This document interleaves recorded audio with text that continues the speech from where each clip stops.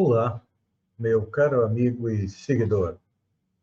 Seja bem-vindo à nossa live diária da Reflexão Matinal, onde eu convido você para irmos em direção ao nosso coração para lá, como jardineiros espirituais, elevar templos às nossas virtudes, fazendo-as crescer, florescer e frutificar, pois são elas que nos alimentam, que nos impulsionam nesta longa jornada em busca da felicidade. Jornada essa que não iniciou na atual encarnação, não. Já tivemos centenas, milhares de encarnações sobre o planeta, nos 5 continentes, também em todas as raças. Já fomos brancos, negros, amarelos, peles vermelhas. Encarnamos como homem ou como mulher, dependendo da nossa necessidade encarnatória, como esclarece o Espiritismo, que diz mais: a felicidade está à nossa frente. Para colocá-la dentro do nosso coração, precisamos retirar de lá a erva daninha dos vícios e defeitos. Então, vamos colocar mãos à obra? Nesta terça-feira, dia 4 de junho, temos uma passagem do Evangelho de João que diz o seguinte: aquele que diz permanecer nele deve também andar como ele andou. Olhem só, interessante estas palavras. Aquele que permanecer nele deve também andar como ele andou. É. Embora cada um de nós deva caminhar sem medo, não devemos ser imprudentes, a pretexto de cultivar o desassombro. Não. Se nos devotamos ao Evangelho, procuremos agir segundo os padrões do Divino Mestre, que nunca apresentam lugar para a temeridade, não. Jesus salienta o imperativo da edificação do reino de Deus, mas não sacrifica os interesses dos outros em obras precipitadas, não. Ele aconselha a sinceridade do sim, sim, não, não. Entretanto, não se confia à rudeza contundente. Jesus é suave, é calmo, é tranquilo, e ele destaca as ruínas morais do farisaísmo dogmático. Todavia, rende culto à lei de Moisés. Ele é contra o quê? A maneira como é interpretada a lei de Moisés, que está lá nos 10 mandamentos, que pede para amar a Deus, amar o próximo, respeitar a esposa do próximo, não cobiçar o servo, não cobiçar os animais, não matar, honrar pai e mãe. Esta lei de Moisés, ela se encontra em todas as partes do planeta, claro que de acordo com as peculiaridades locais. Então, Jesus também reergueu Lázaro do sepulcro. Contudo, não alimentou a pretensão de furtá-lo em definitivo à morte do corpo. E Lázaro não estava morto. Ele estava num estado de morte aparente, mas seu espírito ainda estava ligado ao corpo. E, chegando o tempo da sua desencarnação, ela acabou acontecendo. Jesus, consciente do poder que se acha investido, não menospreza a autoridade política que deve reger as necessidades do povo e ensina que se deve dar a César o que é de César e dar a Deus o que é de Deus.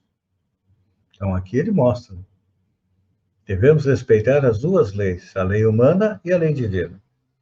Se a lei humana não está correta, nós temos que mudar a lei humana, não significa que tenhamos que desrespeitá-la. E ele mesmo deu um exemplo: preso e sentenciado ao suplício, não se perde em bravatas, não. Não obstante reconhecer o devotamento com que é seguido pelas entidades angélicas, ele poderia muito bem ter colocado abaixo. o decreto da sua morte, porque ele tinha força, ele tinha poder para fazer isso, mas não.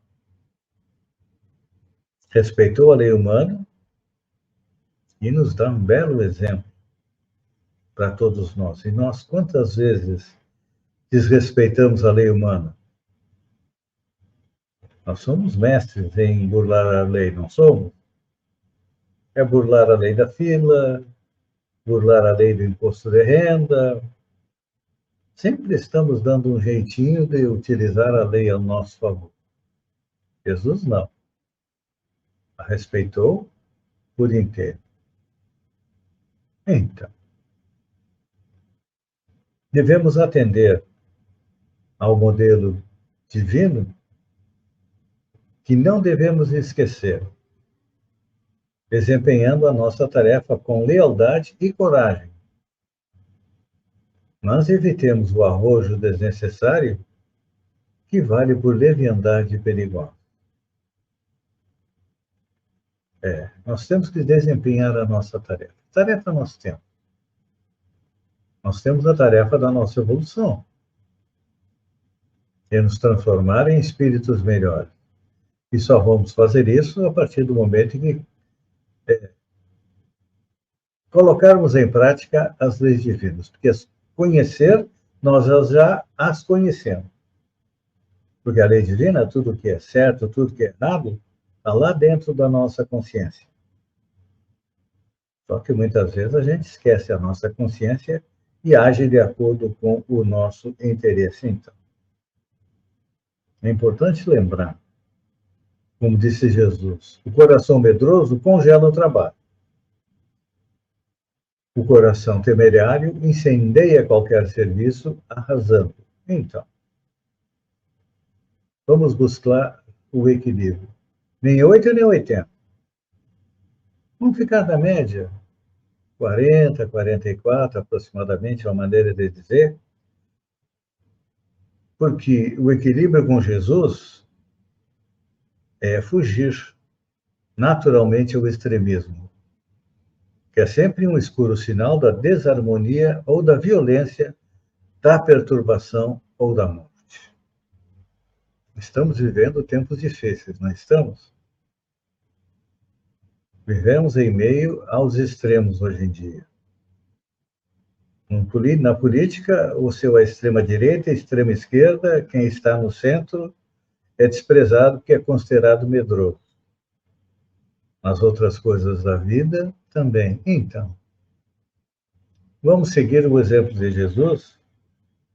E tem um ditado latino que diz a mesma coisa. Em latim é: in medio consiste virtus, ou seja, a virtude está no caminho do meio. Então, vamos procurar esse caminho do meio, que é o caminho que nos leva a, quando retornarmos à pátria espiritual, estarmos numa situação melhor que quando de lá saímos. Desde que tenhamos colocado um pouco mais de amor dentro do nosso coração. Pense nisso, amigo e seguidor. Um bom dia e até amanhã, no amanhecer, com mais uma reflexão matinal. Um beijo no coração e até lá, então.